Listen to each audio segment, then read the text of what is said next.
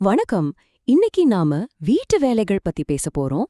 ஆனா வெறும் to do list பத்தி இல்ல. அதுக்கும் மேல ஒரு வீட்டை நிர்வகிக்கிற வேலைய நாம எப்படி ஒரு புது கோணத்துல அணுகலாம், அதை எப்படி மாத்தி அமைக்கலாம்னு தெரிஞ்சுக்கலாம் வாங்க. சரி, இத நல்லா புரிஞ்சுக்க ஒரு சின்ன உதாரணம் எடுத்துக்கலாமா? ஈவ் ராட்ஸ்கியோட ஃபேர் பிளே புத்தகத்துல ஒரு ப்ளூபெர்ரி சம்பவம் பத்தி சொல்றாங்க. வீட்ல ப்ளூபெர்ரிஸ் காலி அப்படின்னு வர்ற ஒரு சாதாரண டெக்ஸ்ட் மெசேஜ்க்கு என்ன அர்த்தம்னு நினைக்கிறீங்க? அது வெறும் பழம் காலி ஆயிடுச்சுன்னு சொல்றது மட்டும் இல்ல. அதுக்கு பின்னாடி வீட்டு வேலைகள்ல இருக்கிற ஒரு பெரிய, யாருமே பேசாத ஒரு சமநிலையற்ற தன்மையை அது காட்டுது. உண்மையில இந்த பிரச்சனைக்கு ஒரு பேர் கூட இருக்கு. அதுதான் கண்ணுக்கு தெரியாத உழைப்பு, இல்லனா இன்விசிபிள் ஒர்க். அதாவது ஒரு வீட்டை நடத்துறதுக்கு தேவையான எத்தனையோ வேலைகள் இருக்கு. ஆனா அதெல்லாம் யாரு கண்ணுக்கும் தெரியாது, யாரும் அதை பாராட்டவும் மாட்டாங்க. இதுல பிளான் பண்றதுல இருக்கிற மனச்சுமை, மத்தவங்களோட உணர்வுகளை சமாளிக்கிற வேலை, அப்புறம் ஆஃபீஸ் முடிஞ்சு வீட்டுக்கு வந்து பாக்குற செகண்ட் ஷிஃப்ட் வேலைகள், இதெல்லாமே அடங்கும். அப்போ இந்த சமநிலையற்ற தன்மையினால வர்ற பிரச்சனை வெறும் வீடு சுத்தமா இல்லைங்கிறது மட்டும்தானா? நிச்சயமா இல்ல. இது நம்மளோட மனநலத்தையும் நம்ம உறவுகளையும் ரொம்பவே ஆழமா பாதிக்குது. ஃபேர் பிளே புத்தகத்துல சொல்ற மாதிரி இந்த வீட்டு வேலை பகிர்வுல சமநிலை இல்லாதப்போ பார்ட்னர்ஸ்குள்ள சோர்வோ மனக்கசப்பும் தான் அதிகமாகுது. அது மட்டும் இல்லாம இது நம்மளோட அடையாளத்தையே பாதிக்குது. யோசிச்சு பாருங்க, குடும்பத்தோட எல்லா தேவைகளையும் இயல்பா ஒருத்தரே பாத்துக்க ஆரம்பிக்கும்போது அவங்களுக்கே இருந்த சொந்த ஆசைகள், குடும்ப வாழ்க்கைக்கு முன்னாடி இருந்த அவங்களோட அடையாளம், இதெல்லாமே மெதுவா காணாம போயிடுது. அடுத்து நம்மளோட ஆரோக்கியம். ஒரு வீட்டை நிர்வகிக்கிறதுல இருக்கிற இந்த தாங்க முடியாத பொறுப்புகளுக்கும் நம்மளோட மனநலம் பாதிக்கப்படுறதுக்கும் நேரடி தொடர்பு இருக்கு. உண்மையே சொல்லணும்னா, த கிளீனிங் அத்தாரிட்டி சொல்ற மாதிரி இப்படி ஒரு ஒழுங்கில்லாத சூழல்ல வாழும்போது மன அழுத்தம் அதிகமாகுது, பதட்டம், தூக்கமின்மை வருது, ஏன் நம்மளோட ஒட்டுமொத்த உற்பத்தி திறனே குறையுதுன்னு சொல்றாங்க. பாருங்க, இது எவ்வளவு பெரிய பாதிப்புகளை ஏற்படுத்துதுன்னு. சரி, இப்ப பிரச்சனை என்னன்னு நமக்கு நல்லா புரிஞ்சுடுச்சு. இதுக்கு தீர்வு என்ன? எப்படி சரி பண்றது?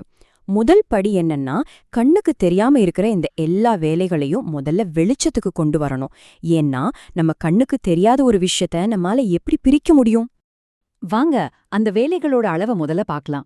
இது எங்க ஆரம்பிக்குதுன்னா நம்மளோட தினசரி வேலைகள்ல தான். காலையில எழுந்ததும் படுக்கைய சரி செய்யறது, பாத்திரம் கழுவுறது, குப்பைய வெளியே கொட்டுறதுன்னு பிடிடி பட்டியல் படி இதெல்லாம் நாம ஒவ்வொரு நாளும் செய்யற சில வேலைகள் தான். தினசரி வேலைகள் மட்டும் இல்ல, அதோட வாராந்திர வேலைகளும் சேருது. துண்டுகளை மாத்துறது, வீட்டை சுத்தம் செய்யறது, தூசி தட்டுறது, குளியலறைய சுத்தம் செய்யறதுன்னு அந்த லிஸ்ட் போய்கிட்டே இருக்கும். அதோட நிக்கல்ல மாசம் செய்ய வேண்டிய ஆழமான சுத்தம் செய்யற வேலைகளும் இருக்கு.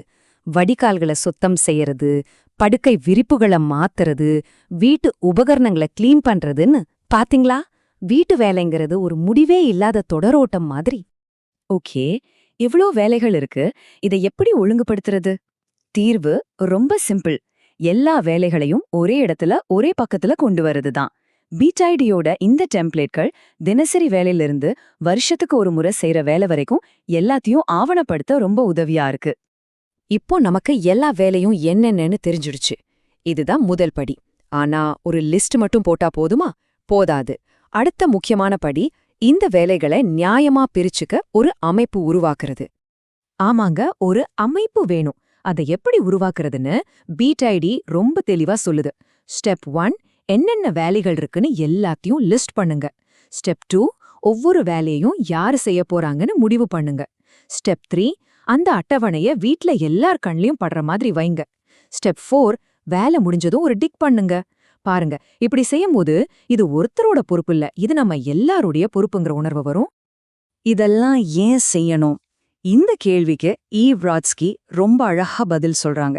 சுவாரஸ்யமா இருக்கிறதுக்கான உங்க உரிமைய மீட்டெடுங்க அப்படின்னு. உண்மைதாங்க, இந்த அமைப்பு வெறும் வீட்டை சுத்தம் பண்றதுக்கு மட்டும் இல்ல.